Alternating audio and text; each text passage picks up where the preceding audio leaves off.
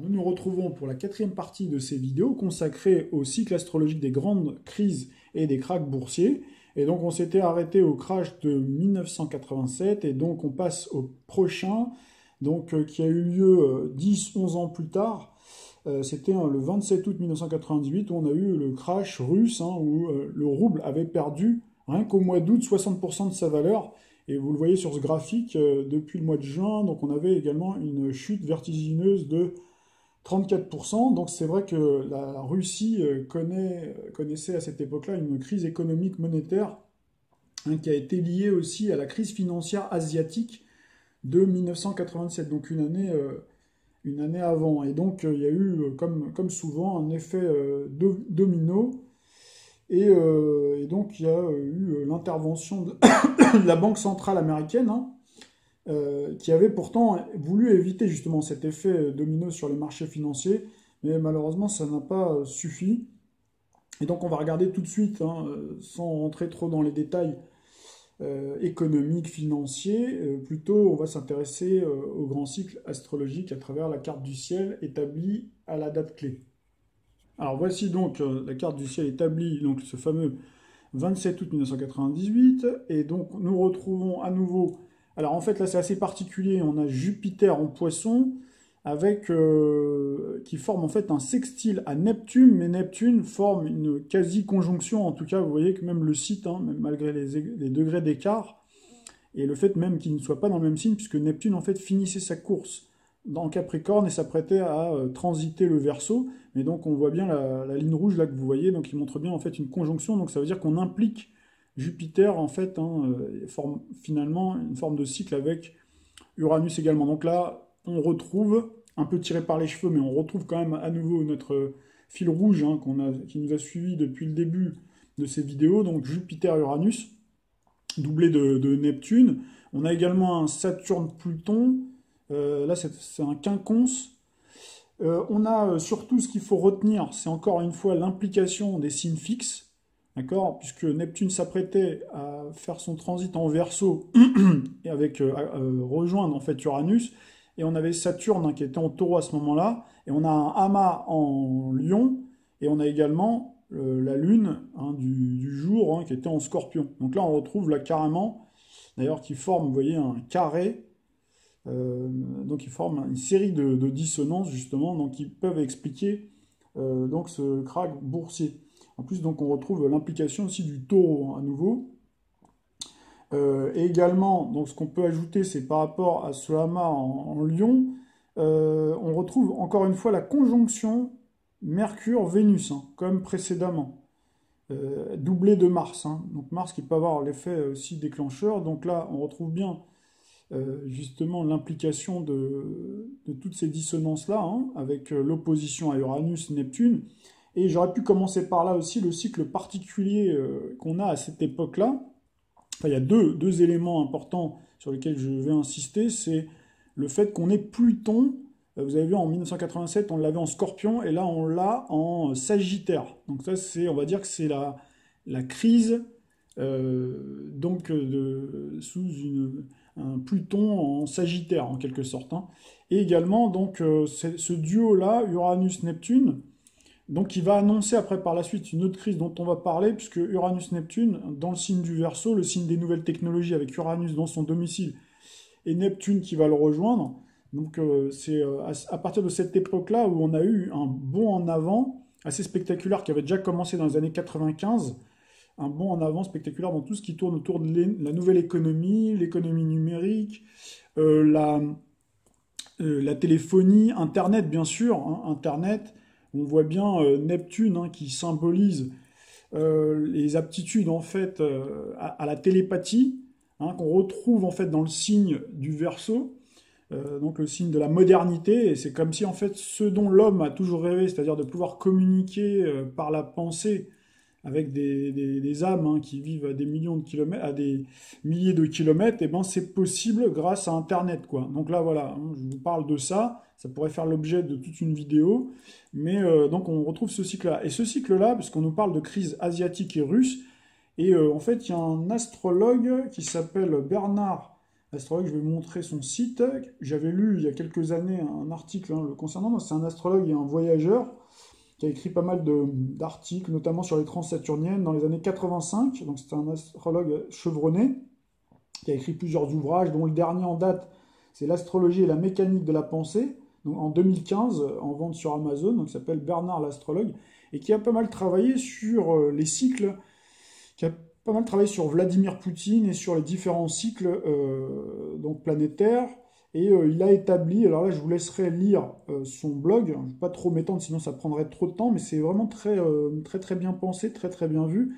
Et bien donc il fait ce lien entre ces deux transsaturniennes, donc Uranus et Neptune, par rapport à l'histoire de la Russie, qui explique en fait que ce pays serait marqué par ce cycle-là, Uranus-Neptune. Donc on n'est pas étonné effectivement de retrouver dans ce crash russe, Neptune-Uranus. Alors donc concernant son blog, je vais vous le montrer, voilà, que vous puissiez bien voir l'article, donc voilà, son site.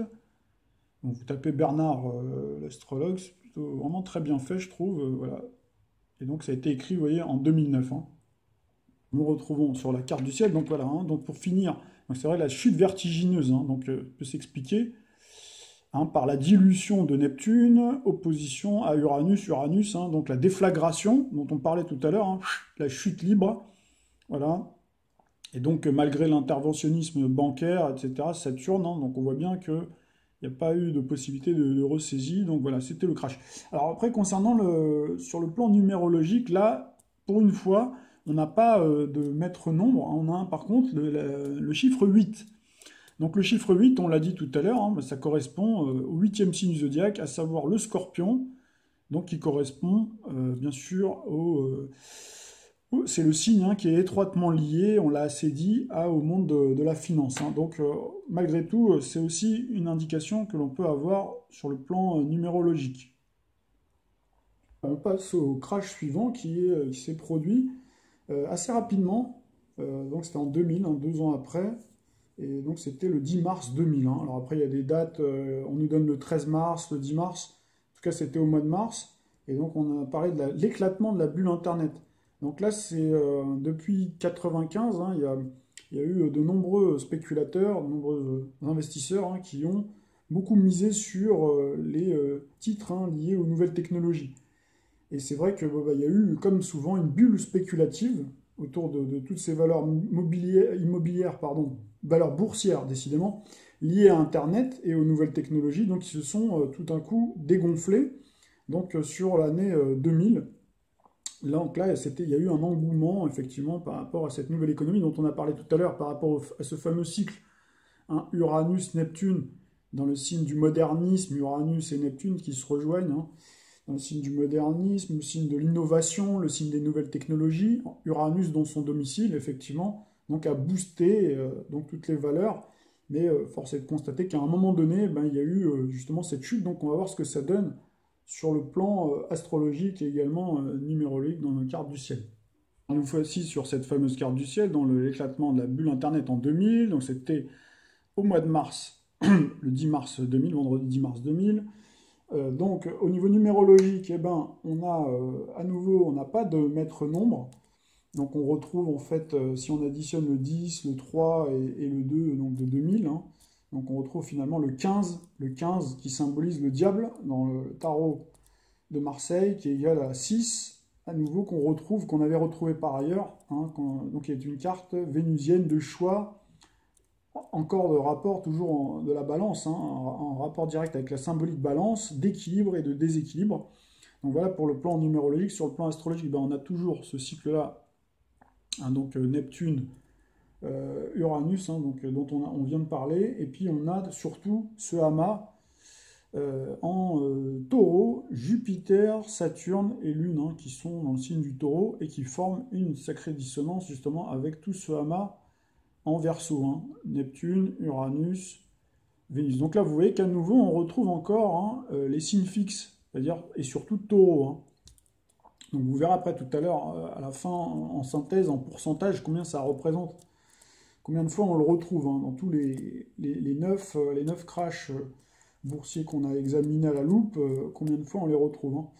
Et on a également, donc, chose assez remarquable aussi pour l'époque, c'était toujours Pluton, hein, qui continuait gentiment 2 ans après. On a vu, il a un peu progressé dans le signe du Sagittaire, et qui formait un quinconce avec le Hama justement en Taureau. Et puis on a surtout, hein, donc le crash a eu lieu en Poisson, et donc on a une dissonance aussi au signe du Poisson, hein, avec Mercure d'ailleurs qui était en signe succédant, qui formait en fait une quasi-conjonction, ou en tout cas c'est considéré comme tel, on le voit d'ailleurs en rouge ici, conjonction encore une fois à Vénus, mais qui sont dans des signes succédants, donc c'est un peu entre les deux, quoi, hein. C'est un peu comme si c'était un peu bâtard par rapport au crash du tout début. On a vu que c'était vraiment en signe succédant, mais quand même avec des éloignements en termes d'écart de degrés, et là on voit que c'est très proche en degrés, mais pas dans le même signe, contrairement au précédent où on voyait qu'il y avait une conjonction, mais dans les mêmes signes.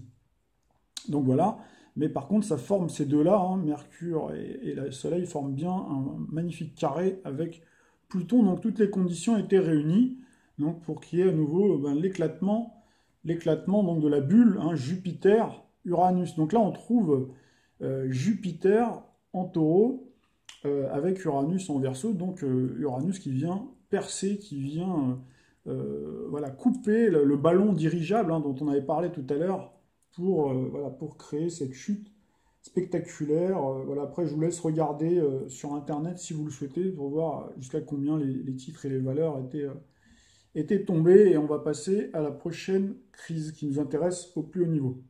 Donc, on va parler de cette fameuse crise donc, qui nous intéresse au plus haut niveau puisqu'elle s'est déroulée il y a 10 ans. On en a parlé en tout début, hein, dans la première partie de la vidéo. Donc, la fameuse crise dont on parle beaucoup des subprimes à chaque fois, hein, qui hante encore aujourd'hui les marchés, hein. Donc voilà, les gens donc, parlent souvent de cette crise-là parce que c'est ce qui est le plus proche de nous, et donc c'est la peur, hein, que ça se reproduise, mais puissance 1000.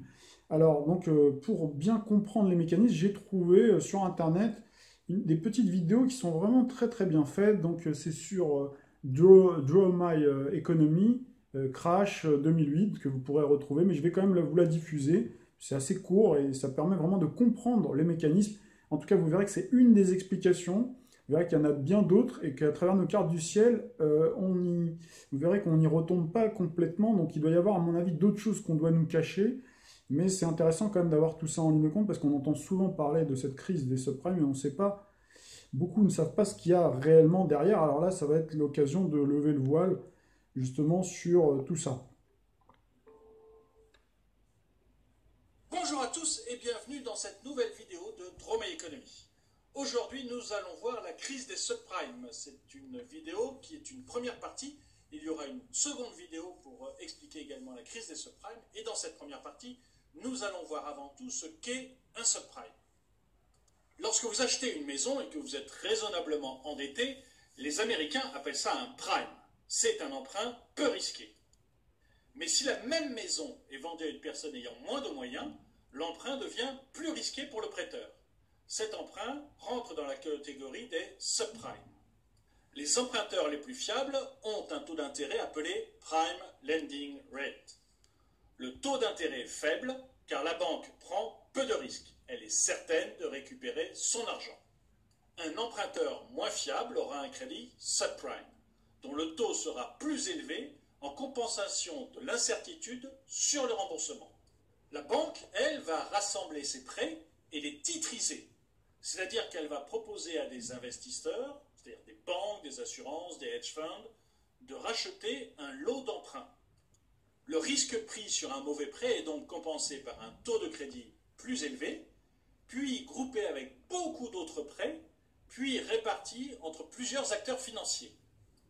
Ajoutez à cela que le prix de l'immobilier augmente depuis longtemps aux États-Unis et qu'en cas de non-paiement, la banque récupère la maison. Le risque des subprimes est donc à peu près nul. Mais comme souvent, ce que le sage fait, le singe limite. Au début des années 2000, la crise des nouvelles technologies entraîne une très importante chute de la bourse et de l'économie américaine. Alan Greenspan, qui est le patron de la Fed, la Réserve fédérale américaine, décide donc de mettre beaucoup d'argent en circulation. Les taux d'intérêt de la Fed baissent très fortement et l'argent est très abondant pour les banques. Les hommes politiques, Bill Clinton puis George Bush, font tout pour faciliter l'accession à la propriété des Américains. Tous les ingrédients d'une crise sont là. Beaucoup trop d'argent, l'impression qu'il n'y a pas de risque et des politiques qui applaudissent. Attirés par des taux faibles et des discours politiques encourageants, de plus en plus de personnes insolvables vont vouloir devenir propriétaires. Les banques, qui ont beaucoup trop d'argent à leur disposition, prêtent d'abord à tous les clients solvables, puis vont se mettre à prêter à des clients de plus en plus risqués. Et les investisseurs, certains qu'il n'y a pas de risque, vont prendre de plus en plus de subprimes, attirés par la forte rentabilité de ceux-ci. Tout est en place pour une énorme crise financière. Merci à tous.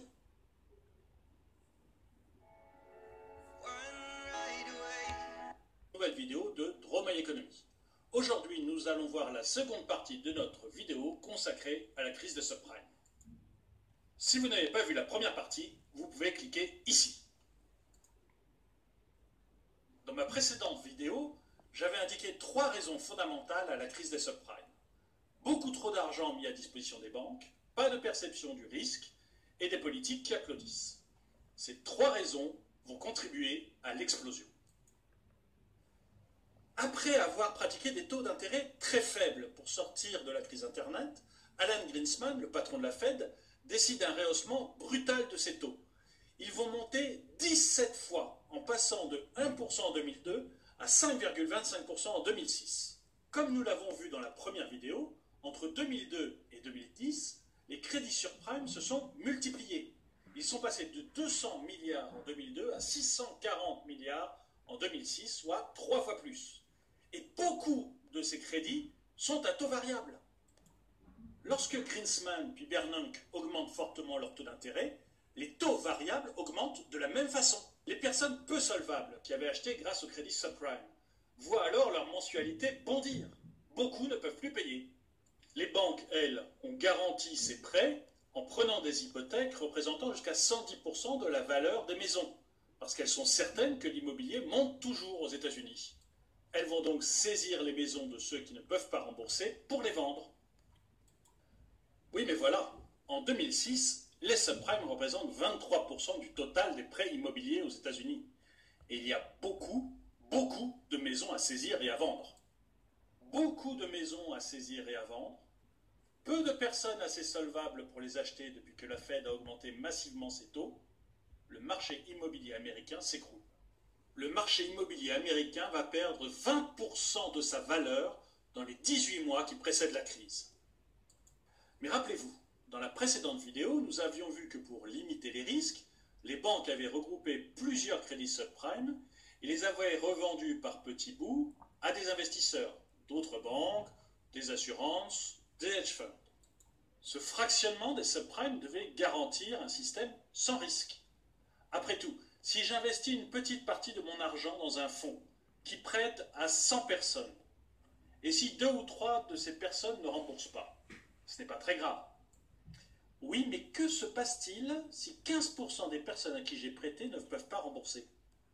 Et que se passe-t-il si je ne sais plus exactement combien j'ai prêté? Pour le moment, 2 des 3 acteurs ont fait des erreurs. La Réserve fédérale a trop augmenté ses taux et trop vite. Les banques, elles, ont prêté à des clients insolvables et certaines sont maintenant à genoux. Ça va coûter quelques milliards, mais les États-Unis ont déjà vu pire. C'est là que le 3e acteur entre en scène. Le président des États-Unis, George Walker Bush, va faire l'inimaginable et transformer ce problème grave en catastrophe planétaire. Merci à tous d'avoir regardé cette vidéo. Pour My Economy. Aujourd'hui, nous allons voir la 3e partie de notre série consacrée à la crise des subprimes. Si vous n'avez pas vu la précédente vidéo, vous pouvez cliquer ici pour la voir. Dans ma précédente vidéo, j'avais indiqué 3 raisons fondamentales à la crise des subprimes. Beaucoup trop d'argent mis à disposition des banques, pas de perception du risque et des politiques qui applaudissent. Ces 3 raisons vont contribuer à l'explosion. Pour le moment, 2 des 3 acteurs ont fait des erreurs. La Réserve fédérale a trop augmenté ses taux et trop vite. Les banques, elles, ont prêté à des clients insolvables et certaines sont maintenant à genoux. Ça va coûter quelques milliards, mais les États-Unis ont déjà vu pire. C'est là que le 3e acteur entre en scène. Le président des États-Unis, George Walker Bush, va faire l'inimaginable et transformer ce problème grave en catastrophe planétaire. La banque Lehman Brothers est l'une des plus grandes et des plus anciennes banques d'investissement américaines. Comme beaucoup d'autres banques, elle est très exposée au subprime, mais elle prétend maîtriser son risque. Et puis sa taille et son importance, sa renommée, font que tout le monde la croit à l'abri. Des petites banques peuvent faire faillite, mais pas des gens sérieux comme chez Lehman. Et puis dans le pire des cas, l'État américain les sauvera. Oui, mais voilà, à la Maison-Blanche, George Walker Bush trouve que ce n'est pas à l'État de sauver les banques et les investisseurs imprudents. Le vendredi 12 septembre, bien qu'elle ait affirmé plusieurs fois qu'elle contrôlait son risque, Lehman Brothers avoue maintenant qu'elle est au bord de la faillite et que sans l'aide de l'État, elle sera emportée par les flots. Une banque qui fait faillite et un État qui ne sauve pas les banquiers, c'est après tout ce que réclament beaucoup de personnes à travers le monde, qu'ils soient d'extrême gauche ou libéraux. Et Lehman devient une occasion de faire un exemple pour le libéral George Walker Bush. Lorsque l'on gère mal son argent, on doit en payer le prix. Il décide donc le week-end des 13 et 14 septembre de ne rien faire pour aider la banque. Le lundi 15 septembre 2007, Lehman est en faillite. Dès le lendemain, tous les banquiers du monde vont se poser la même question. Si Lehman a fait faillite et si l'État n'a rien fait, est-ce que d'autres banques vont faire faillite? Le crédit interbancaire est un marché sur lequel les banques se prêtent entre elles. Celles qui ont trop d'argent en prêtent à celles qui n'en ont pas assez. C'est un énorme marché de 2000 milliards de dollars par jour. 2000 milliards de dollars par jour en 2007. Si Lehman a pu faire faillite, toutes les banques peuvent faire faillite. Et les banquiers n'ont plus qu'une peur, prêter leur argent à un collègue qui fera faillite. Le résultat, c'est que plus personne ne prête de l'argent. Le crédit interbancaire s'arrête. Il faut se rendre compte des montants en jeu. Le dernier plan de Mario Draghi, le patron de la BCE, pour sauver l'économie, c'est 1100 milliards en tout. Le marché interbancaire, c'est 2000 milliards par jour. Et c'est ça qui s'arrête. Et si les banques ne se prêtent plus d'argent, elles ne prêtent plus non plus d'argent aux entreprises et aux particuliers. Bref, si le système interbancaire s'arrête, c'est l'économie mondiale qui s'arrête. Merci à tous d'avoir regardé cette vidéo de Dromeil Économie. Aujourd'hui, nous allons voir la 4e et dernière partie de notre série consacrée à la crise des subprimes.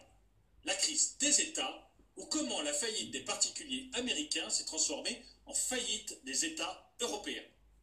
Si vous n'avez pas vu la vidéo précédente, vous pouvez cliquer ici pour la voir. Vous pouvez également cliquer sur la fiche pour prendre la série depuis le début. Dans ma précédente vidéo, j'avais indiqué comment la décision de George Walker Bush de ne pas sauver Lehman Brothers avait entraîné une catastrophe monétaire. Le lundi 15 septembre 2007, Lehman Brothers faisait faillite. Et cela entraîna l'arrêt du crédit interbancaire. Et lorsque le crédit interbancaire s'arrête, c'est toute l'économie qui s'arrête car il n'y a plus de crédit du tout. Face à cette catastrophe, les États ont alors repris la main. Partout où c'était possible, les États vont soit prêter de l'argent aux banques, soit garantir leurs emprunts. Le problème, c'est que l'économie est déjà en chute libre. La garantie des États sur les banques est arrivée trop tard. Il y a alors 3 réactions possibles pour les États. Premièrement, attendre que l'économie redémarre toute seule. Deuxièmement, baisser massivement les impôts et les contraintes réglementaires pour redonner du souffle à l'économie. Troisièmement, tenter une relance keynésienne en augmentant les dépenses de l'État. La première réaction, demander aux États et surtout aux populations d'attendre, c'est un peu mission impossible. Mais c'était peut-être la meilleure solution. La seconde réaction a été suivie par quelques États comme l'Irlande, la Lettonie ou plus tard le Royaume-Uni. Ces trois pays choisirent de baisser la taille de l'État et de laisser les entreprises se développer. C'est la Big Society de Cameron qui doit remplacer le Big State. La troisième réaction, tenter une relance keynésienne en augmentant les dépenses de l'État, fut la plus suivie. Elle était alors très vivement recommandée par le FMI et l'OCDE. Beaucoup d'États vont alors se lancer dans des plans de relance pharaoniques. La dette passa ainsi des particuliers aux banques, puis des banques aux États qui s'endettent pour relancer l'économie. Certains d'entre eux n'ont pas pu supporter cet endettement supplémentaire et d'autres sont encore dans des situations très difficiles. Le plan de relance le plus emblématique de cette période est celui du Japon. En 2012, Shinzo Abe redevient Premier ministre du Japon, c'est la seconde fois. Il met alors en place un plan de relance qui va être salué par presque tous les dirigeants politiques, par le FMI et par l'OCDE, ce sont les Abenomics. On peut résumer les Abenomics par la théorie des trois flèches. La première flèche est une politique monétaire très accommodante et audacieuse. La Banque centrale du Japon va mettre son taux directeur entre 0 et 0,1%, faisant chuter le yen de 15% puis de 30% par rapport au dollar. Elle va acheter la dette de l'État, des actions d'entreprise et des parcs immobiliers. La seconde flèche est une relance budgétaire. En janvier 2013, le Japon adopte un plan de relance de 175 milliards d'euros, dont 59 dans la construction de routes, de ponts, et voire également de l'amélioration des installations portuaires. La troisième flèche est constituée de réformes permettant une stratégie de croissance à long terme. Mais aucune réforme n'est venue. Le résultat n'est pas très bon. Le Japon est toujours en déflation, malgré un objectif d'inflation de 2%. La dette représente 245% du PIB.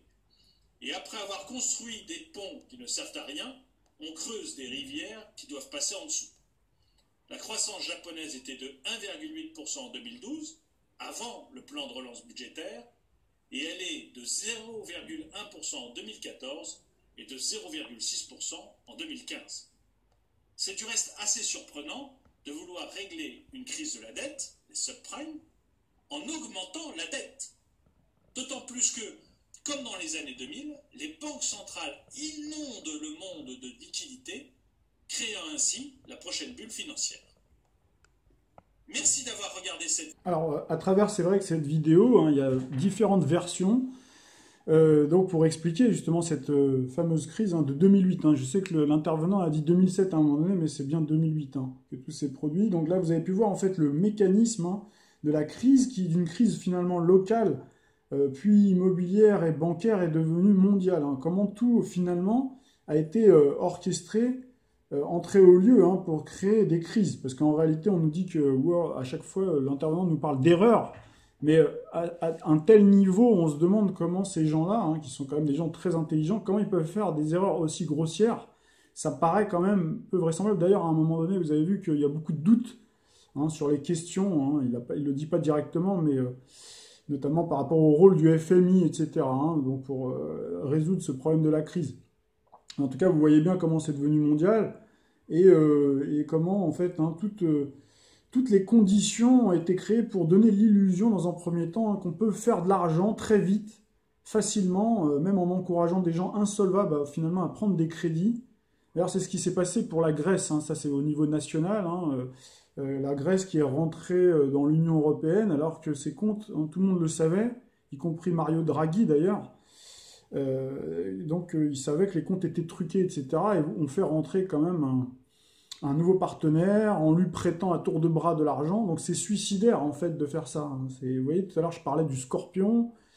Donc le côté endettement, quand on est endetté, on se sent esclave. Quand on est un peu endetté, déjà, il faut, comme on dit, qu'il paye ses dettes s'enrichit. Mais quand on a trop de dettes, quand on prête à quelqu'un beaucoup pour le sortir de dette, c'est sûr qu'à un moment donné, c'est plus le mettre encore la tête sous l'eau.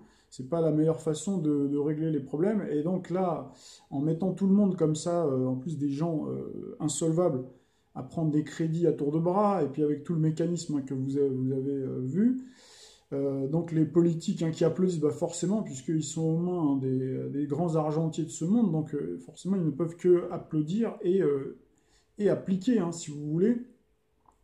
Et donc voilà, créer aussi les conditions avec des taux hyper faibles, des taux donc, qui permettent justement à un plus grand nombre de donner l'illusion que tout le monde peut accéder à la propriété.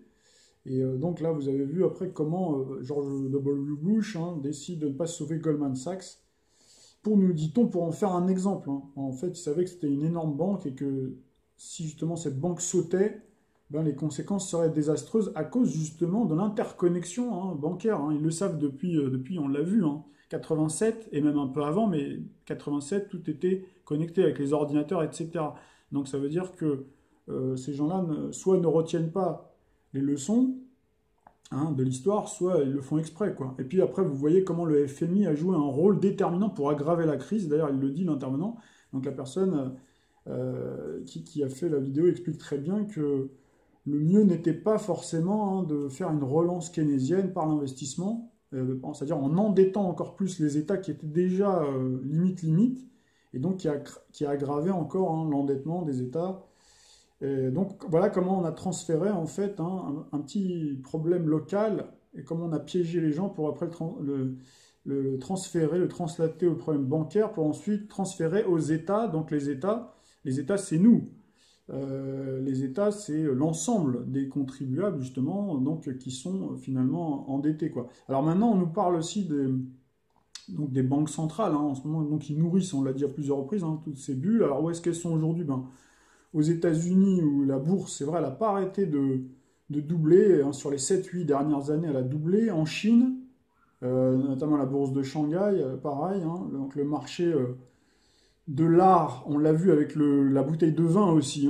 Tous ces produits ont fait l'objet de marchandisation. Donc, certaines œuvres comme ça ont pris 1000% en 15 ans, quoi. Il y a des bulles spéculatives, des bulles immobilières un peu partout dans le monde, avec des prix à la pierre, donc qui sont artificiellement montés en flèche. Donc là, on retrouve bien le côté immobilier, et donc quand on va se replacer après sur notre carte du ciel du moment, donc de l'année 2018 et des années à venir, donc on voit bien justement qu'Uranus, la planète du libéralisme, donc est en taureau, justement pour montrer que là, il y a effectivement danger dans ce secteur-là aussi.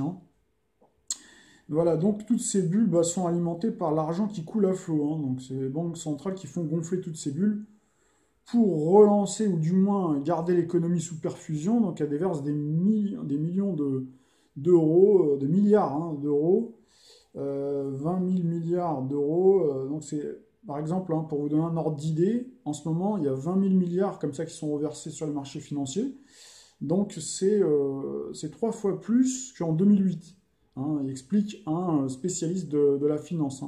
Et ces liquidités, en fait, elles augmentent 5 fois plus vite que l'économie réelle. Donc là, d'ailleurs, on l'a en ce moment, puisqu'on a eu Jupiter donc, qui gonfle, d'accord, c'est l'astre d'expansion, l'astre de croissance, qui est en scorpion. Donc le scorpion, justement, le signe de la finance, donc qui gonfle très vite. Et Uranus, qui est en chute, en taureau, justement, qui vient assécher, justement, tout le côté réel, quoi. Puisque aujourd'hui, vous voyez que tous ces financiers-là, puisqu'on leur sert, il y a open bar, si vous voulez, de liquidité sur les marchés, donc ils y vont tous. Donc là, c'est là où on voit le troupeau qui vont sur ces marchés-là, parce qu'ils savent qu'il y a plein d'argent à prendre.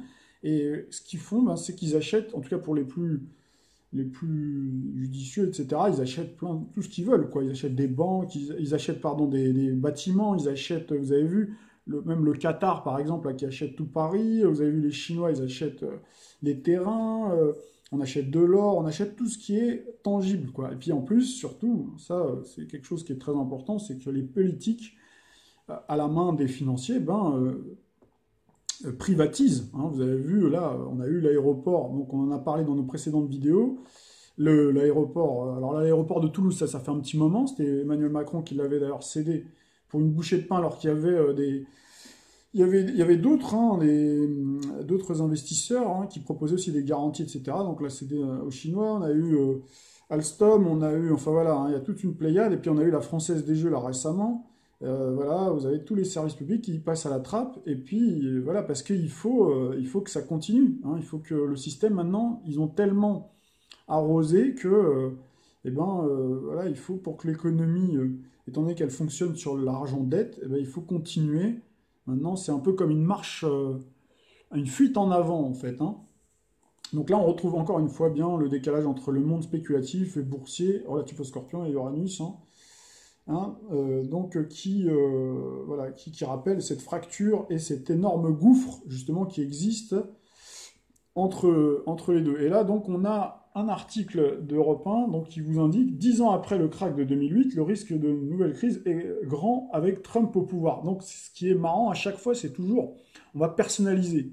Alors, par exemple, on peut très bien dire aussi, ah bah, Macron est au pouvoir, Trump est au pouvoir, peu importe celui qui est au pouvoir, de toute façon, il fera ce que les grands Manitou, donc de la très très haute finance, hein, ceux qui sont dans les hautes sphères, hein, ceux qu'on ne voit jamais, c'est eux qui commandent, hein, de toute façon. Donc il fera bon gré mal gré ce qu'on lui intime de faire, hein, d'une certaine manière. Donc après, il y a un jeu de rôle qui se fait. Donc là, vous avez vu, voilà, avec la banque, avec la Fed, hein, donc vous avez vu que Trump, voilà, dit mais ils sont malades, etc. Et donc là, c'est intéressant aussi de voir que entre 2000, si on remonte un petit peu dans le temps, donc sur cette crise de 2008, hein, on a vu que les taux directeurs ont commencé à monter dès 2002. 2002 et 2003, nous dit-on, hein, justement pour pallier justement au crash précédent.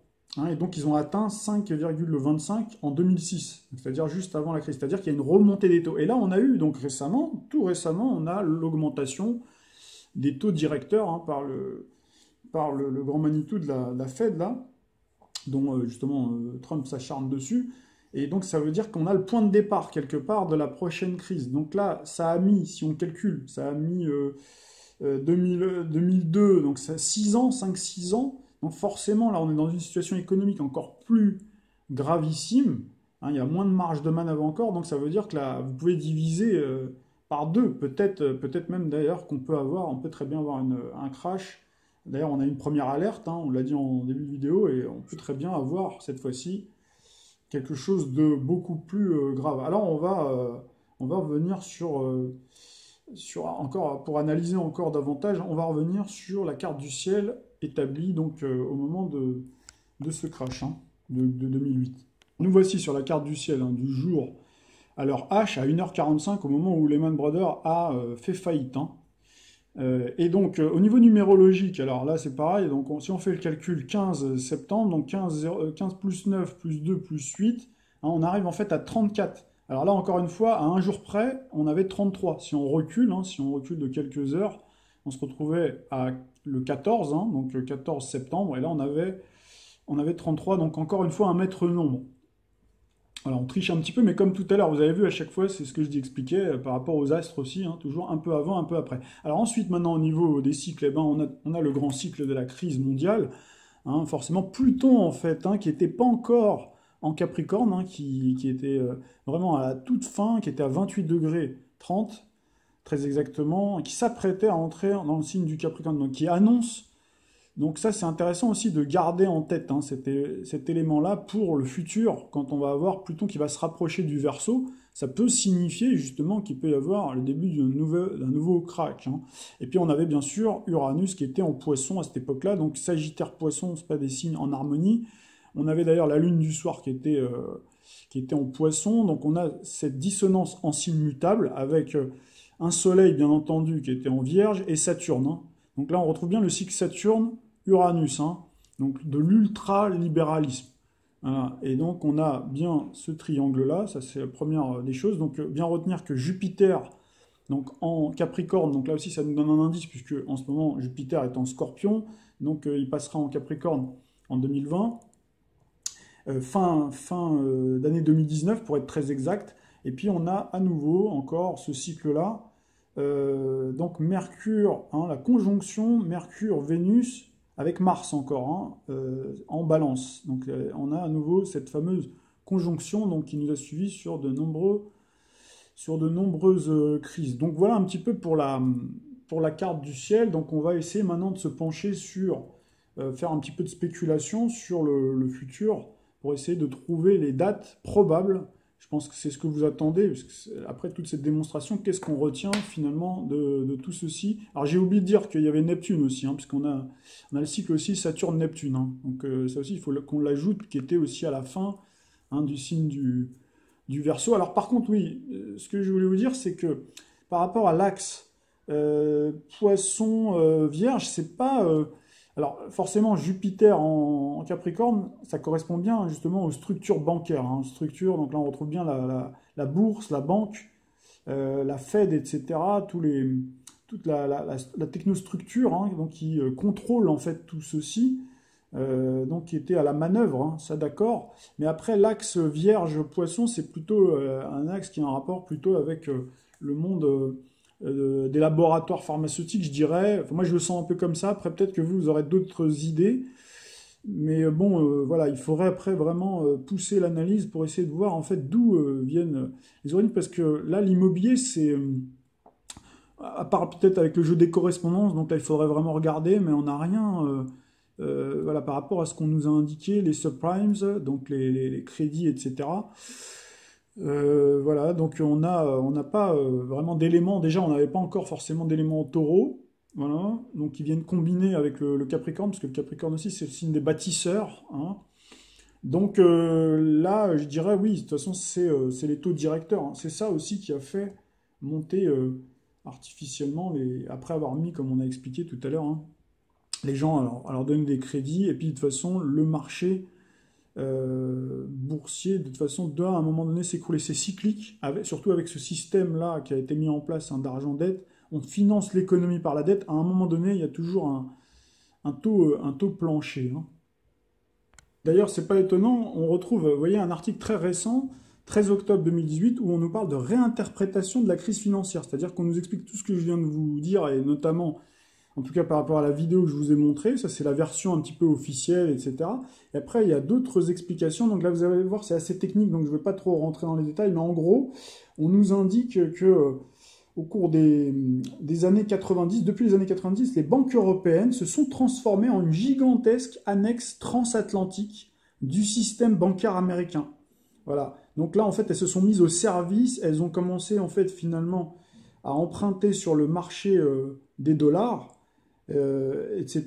Et donc c'était une opération un peu suicide, finalement, et très coûteuse à terme, hein, justement, d'avoir emprunté, d'avoir fait des prêts en dollars aux États-Unis, en empruntant en dollars sur les marchés de gros des États-Unis, afin d'accroître leur bilan et leurs profits. Hein. Donc en fait, il y a toute une opération très sophistiquée, très, vous voyez, puisque à chaque fois on nous a expliqué toujours ce dysfonctionnement des marchés des subprimes, ça c'est toujours la version officielle, puis après il y a d'autres versions, donc à la faveur justement de cet anniversaire des 10 ans, donc il y a d'autres versions. C'est pour ça que moi quand je vois cette carte du ciel, elle me dit pas, elle correspond pas forcément, toute proportion gardée, à tout ce qu'on nous parle, tout ce qu'on nous dit officiellement, donc il doit y avoir d'autres subtilités qui certainement nous échappent, donc là après il faudrait analyser, peut-être si vous-même vous avez des idées, n'hésitez pas à en faire part, ça fera l'objet d'une bonne discussion. Clôturer cette vidéo, qui est très longue, surtout en plusieurs parties, donc pour résumer, hein, donc dans les cracks boursiers, donc je vous ai fait un petit résumé très rapide, donc en fait on a 100% des cas où on a un cycle Jupiter-Uranus, donc là c'est bien de garder ça en tête pour justement prévoir les futurs crashs. Hein. Donc là j'ai détaillé, hein, les différentes nuances aussi. Hein.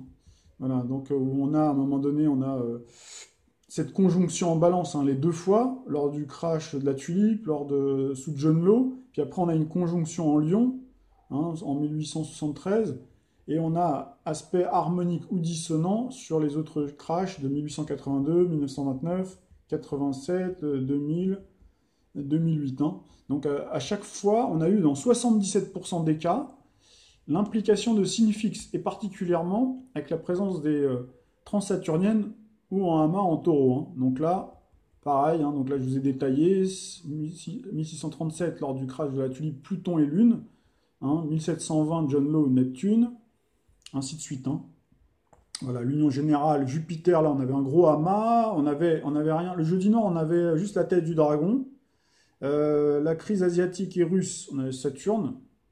Voilà. Et puis l'éclatement de la bulle Internet. Et donc, j'ai pas mis 2008, puisque 2008, on n'avait rien, justement, vous l'avez pu le voir en taureau. Ensuite, on a ce cycle Uranus-Pluton. Donc ça, c'est le cycle, et c'est nouveau. Hein. C'est, on va dire, c'est nouveau, c'est depuis 1873. Depuis, justement, qu'est apparu ce terme de crash. Hein, on a cette version mondialisée et sophistiquée avec Uranus-Pluton à chaque fois. Donc, depuis 1873 et 2008. Hein. Donc voilà. Tout à l'heure, j'ai dit aussi, hein, d'ailleurs, on regardera la carte. Si vous regardez la carte du ciel 2015, vous verrez, c'est incroyable. C'est une version inversée de 1929. J'ai écrit un article là-dessus, vous pourrez le retrouver sur le blog. Si je le retrouve, je vous le montrerai. Mais c'était assez stupéfiant. On avait vraiment tout été inversé, en fait. Hein. Donc, c'est ce qui m'avait conduit, c'est ce que je vous ai expliqué, à penser que 2015 serait une année de crise, de crash en tout cas, mais il n'en a rien été. Et donc voilà, donc ça, du coup on repousse l'échéance. Donc vous voyez, 10 ans, donc vous voyez, on dépasse là, on est en train de dépasser les 10 ans. Après on va voir, peut-être que le crash peut très bien avoir lieu dans les jours qui arrivent. Donc voilà, ensuite on a le cycle Saturne-Pluton, donc 44% des cas. Cycle Saturne-Neptune, 66% des cas. Cycle Saturne-Uranus, 77% des cas. Voilà, on a eu aussi Saturne en Capricorne, donc ça aussi c'est intéressant aussi à le noter, 33% des cas, parce qu'on a en ce moment Saturne en Capricorne, hein. Donc également en 98, 73, voilà. Là j'ai mis 1873 et en Verseau, mais degré très proche du Capricorne, hein, voilà. Et puis ensuite on a eu 100% des cas, hein, on a Mercure-Vénus succédant ou en conjonction, voilà, donc, et on a même... Ces dernières années, ce qui est intéressant à noter, c'est 98, 2000 et 2008. Hein, on a même un Mars qui forme une conjonction à chaque fois. Donc, c'est-à-dire qu'on a non seulement conjonction Mercure-Vénus à chaque fois, et puis on a la conjonction également où on a pas très loin un Mars. Hein, d'accord, voilà, comme pour booster un petit peu, pour donner de la vitamine quoi, à ce crash. Ensuite, donc, vous avez Soleil en signe fixe 44%. Quand même, donc c'est pas négligeable. Alors là, après, j'ai fait des pourcentages très rapides comme ça, hein, sur les 9 crashs. Donc un soleil en signe cardinal, 11%, signe mutable, 33%. Voilà, donc là, vous avez, comme ça, vous pouvez vous repasser la vidéo si vous voulez vous-même faire vos propres pronostics. Hein. Voilà, lune en signe fixe, 55%. Lune en signe cardinal, signe mutable. Et voilà, donc à chaque fois, en fait, on a eu soit un soleil en taureau, Verseau, soit un soleil en lion, soit un soleil en vierge, soit en balance, en scorpion ou en poisson. Donc les autres signes, pour le moment, n'ont pas été concernés. Voilà. Alors après, sur le plan numérologique, hein, 44% des crashs ont eu lieu en année 1. C'est-à-dire, si on prend l'année, on calcule, hein, donc on se retrouve en année 1. On a aussi année 8, donc, qui correspond aux finances, année 9, qui correspond à la fin d'un cycle, et puis on a après 2 et 7 et 3. Donc là, ça peut avoir grand-chose, quoi. Voilà. Alors ensuite, donc c'est ce que j'expliquais. Donc en 2015, pour moi, normalement, on aurait dû avoir hein, ce crash plutôt en 2015, mais on ne l'a pas eu, justement, donc ce qui est plutôt inquiétant, en réalité, quelque part. Voilà. Donc en 2018, hein, on est dans l'année... où on a un maître nombre. Hein, d'accord, si on additionne 20 et 18, hein, ça fait 38. Donc là, 38, on a bien une année maître nombre. Donc il faut voir. Hein. Alors voilà, donc je vais vous détailler un petit peu ce que j'ai essayé de voir un petit peu au niveau des dates futures. Hein. Donc, alors il y aurait... donc les crashs, ah oui, ont eu lieu, donc bon, bah, ça c'est ce que je vous ai expliqué, hein. 66% des cas, hein, 66% des cas ont eu lieu, les crashs ont eu lieu avec un maître nombre, hein, 11, 22, 33, 44, 55, donc là on a eu, on en a parlé à chaque fois, voilà. Donc ensuite, au niveau des prévisions futures, hein. Donc là, j'ai hiérarchisé qu'est-ce qui était le plus important. Voilà. Donc là, 17 octobre, donc on y arrive, hein, parce que là, la vidéo va être postée tout à l'heure. Et aujourd'hui, on est le 16. Donc ça veut dire demain, en gros, on a une journée qui est à 38, 38 mètres nombres 11, et là on va avoir une lune en Verseau, conjonction à Mars qui est carré à Jupiter-Uranus, en opposition sur l'axe Scorpion-Taureau, si vous voyez bien. Et on a le cycle Saturne-Uranus, Saturne-Neptune, Saturne-Pluton. Donc là, on a la totale, quoi. Donc c'est une période, c'est-à-dire demain, ça peut être une période dangereuse. Il peut y avoir à nouveau une alerte. Donc on va voir, parce que c'est vrai que c'est ce que j'expliquais.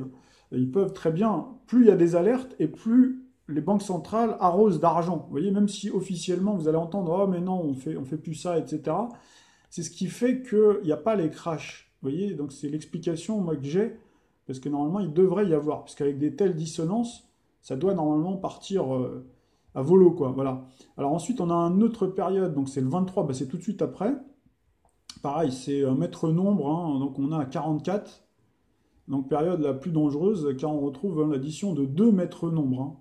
Et en plus, on a la pleine lune. Donc ça d'ailleurs, on en avait parlé avec une internaute, une personne donc, qui m'avait topé à l'époque, je crois que c'était sur l'euro, il me semble, ou non, c'était sur une vidéo sur l'automne, je crois. Et elle m'avait dit, oui, le 24, effectivement, en plus, on aura une tête du dragon en tout début du signe du lion. Donc il forme un carré à Uranus. Je vais essayer de vous montrer ça tout à l'heure.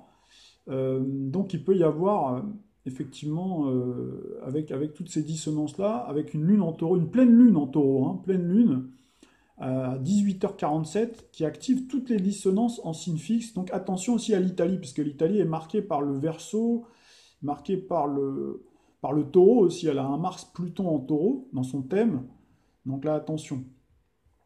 Ensuite, il y a une période aussi encore à risque, c'est le 11 novembre 2018. Donc là, on retrouve pareil, plein de 11 partout, du 33.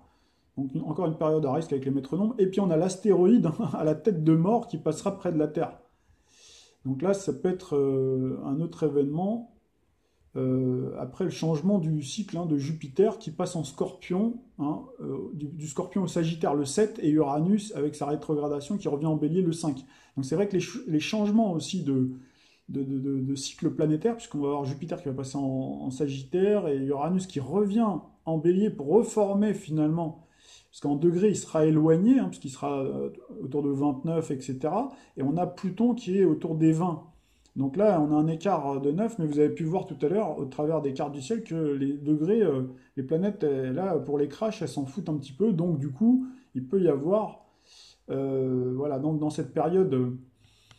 alors le 11 novembre, après, ça peut être autre chose. Vous savez, les maîtres nombres, c'est pas forcément, là, on parle de crash, mais ça peut être des événements, je l'espère pas, voilà, on ne souhaite pas, bien entendu, mais ça peut être des événements dramatiques. Par exemple, 11 novembre 2018, c'est-à-dire qu'en 2015... fin 2015, donc c'était pour la période d'Halloween de 2015, on avait déjà eu le passage de l'astéroïde à la tête de mort. Et puis d'ailleurs, je l'ai mis sur mon blog si vous voulez voir l'article, et malheureusement, il y a eu quelques jours plus tard les attentats du Bataclan, etc., en pleine période Scorpion, Scorpion qui est le signe de l'instinct de la vie et de la mort, donc voilà, enfin bon, après, avec le recul, vous regarderez... malheureusement, c'était annoncé déjà par les The Economist, enfin, tout ça, on en a déjà parlé. Alors, 2019, c'est une année 3, année 12, donc ça fait 39, donc en fait, on est un peu coincé. Donc, il y a le pendu, c'est le pendu, ça correspond dans le tarot de Marseille au pendu. Donc, Jupiter en Sagittaire, dans son domicile, c'est un signe d'abondance. Donc, normalement, ça doit faire repartir, c'est censé faire repartir les marchés, si on n'a pas eu de crack avant. Donc le fameux quantitative easing à profusion, c'est-à-dire là on arrose encore les marchés avec de l'argent, quoi. Donc avec ce cycle notamment Jupiter-Neptune négatif, puisqu'on a Neptune en Poisson et Jupiter dans son domicile en Sagittaire. Donc c'est le signe de l'insouciance, de l'abondance.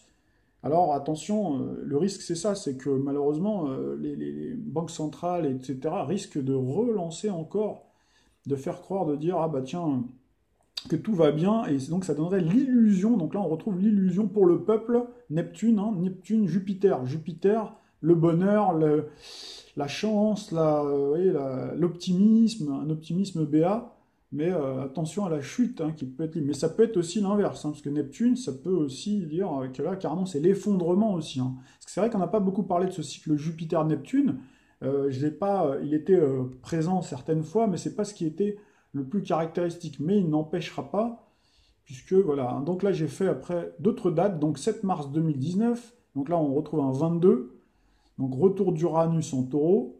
Et 29 mars, hein, on a le Brexit d'ailleurs. Hein. D'ailleurs, comme par hasard, hein, qui fait 33. Vous voyez, Brexit, donc le jour du Brexit. Alors là, le Brexit, deux mots, parce qu'on questionne beaucoup là-dessus.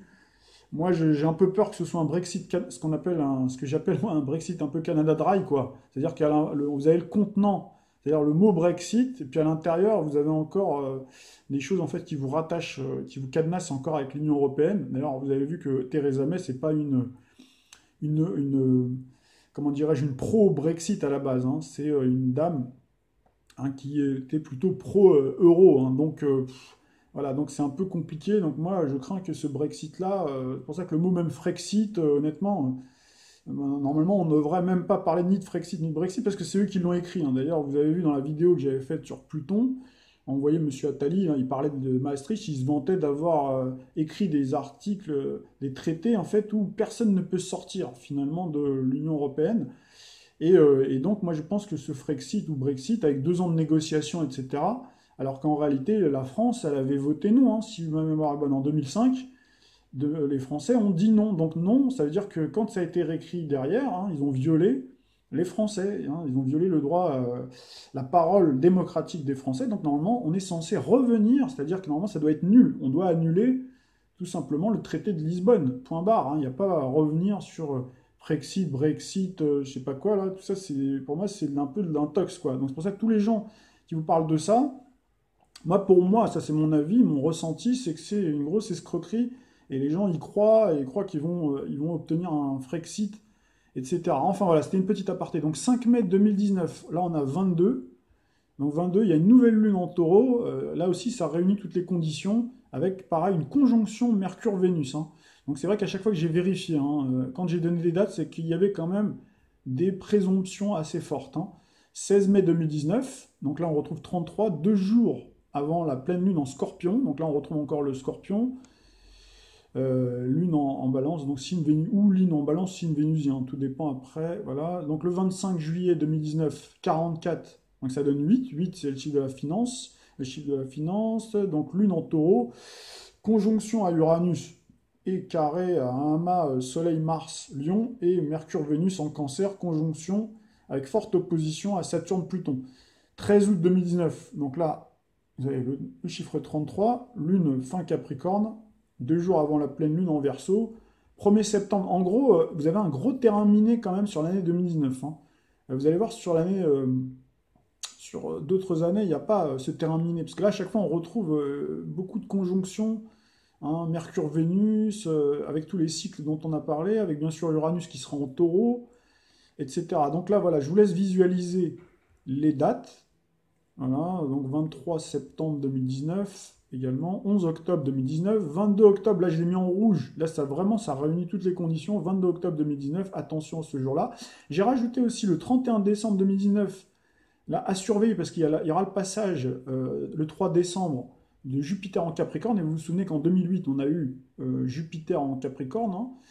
Donc Jupiter en Capricorne, donc il va donner de la puissance justement à tout ce qui est structure, technostructure, bureaucratie, grande banque, banque centrale, etc. Et on se retrouve en fait avec un 55, donc comme pour la crise de 29. Donc alors là, nous faire le coup d'un crash boursier le 31 pendant que les gens sont en train de faire la fiesta. Je sais qu'ils ont de l'humour, mais pourquoi pas, ils ont bien fait des choses. Hein, le 3 janvier 1973, pendant que les gens cuvaient leur champagne, leur vin, ou le 15 août, pendant que les gens étaient sur la plage. Donc, pourquoi pas nous faire un crash à ce moment-là. Donc 2020, année 4, 22, hein, donc on retrouve le 2-2. D'ailleurs, un peu comme 2002. Hein, 2002, on a eu le passage à l'euro, donc le mât, le fou, mais aussi l'empereur, l'ordre. Hein, on met tout dans l'ordre.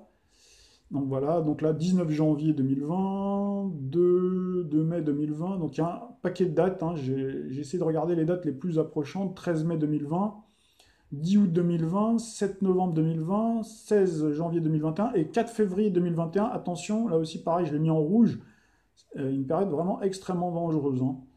Idem pour le 17 février d'ailleurs, hein. Et puis ensuite vous avez une période taureau, 24 avril, 1er mai, 12 mai, 23 mai. Et ensuite, après 2021, on peut passer, il peut y avoir un changement pourquoi pas de système monétaire, hein. On avait dit peut-être comme à l'époque de Bretton Woods pour les 50 ans. Normalement, 2022, c'est une année présidentielle, a priori, non. Par contre, 2023, c'est une année 7, et Christine Lagarde a parlé d'année 7, c'est-à-dire que j'avais fait un article là-dessus aussi, où c'est vrai que ces gens-là, en fait, au plus haut niveau, sont très férus de numérologie, et ça correspond au transit de Pluton. Donc là, de toute façon, c'est une année juste après les présidentielles. Est-ce que ça peut être une année aussi terrible? Surtout si on établit, vous allez voir la carte du ciel, surtout celle de 2024, notamment autour de la Saint-Valentin 2024. Vous verrez, en fait, il y a toutes les conditions. On retrouve en fait le cycle Uranus-Pluton. Pluton en Verseau, bien sûr, hein, qui passera en Verseau. Donc là, vous avez vu avec le changement de signe de Pluton. Uranus en Taureau. Et là, on a plein de dissonances, hein, à tour de bras. Je ne peux pas vous montrer les cartes parce que ce serait trop long de toutes les faire. Mais en gros, voilà, hein, 2024, attention, s'il n'y a pas eu, alors là, s'il n'y a pas eu de crash avant, je ne vous dis pas ce qui va se passer 2024, ça peut être quand même assez rocambolesque. Mais normalement, il doit y en avoir un avant. Maintenant, après, vu le système, hein, dans lequel on est, où ils veulent... j'avais fait une vidéo là-dessus sur la dématérialisation de l'argent, etc. Donc voilà, avec le reset et tout. Donc je vous renvoie aux vidéos précédentes pour vous faire votre propre opinion, vous faire la synthèse. Et de toute façon, on aura l'occasion certainement d'y revenir. Peut-être plus en profondeur sur les années futures, parce que là, on n'a pas fait toutes les dates sur les années futures, mais je voulais faire celles au moins jusque les plus proches sur 2019. Voilà, j'espère que ces vidéos bon, auraient été longues, mais j'espère qu'elles vous auront plu, et voilà, et à vos calculettes à vous, et vos cartes du ciel, pour peut-être, pourquoi pas, trouver la date fatidique, et je vous dis à bientôt pour une prochaine vidéo.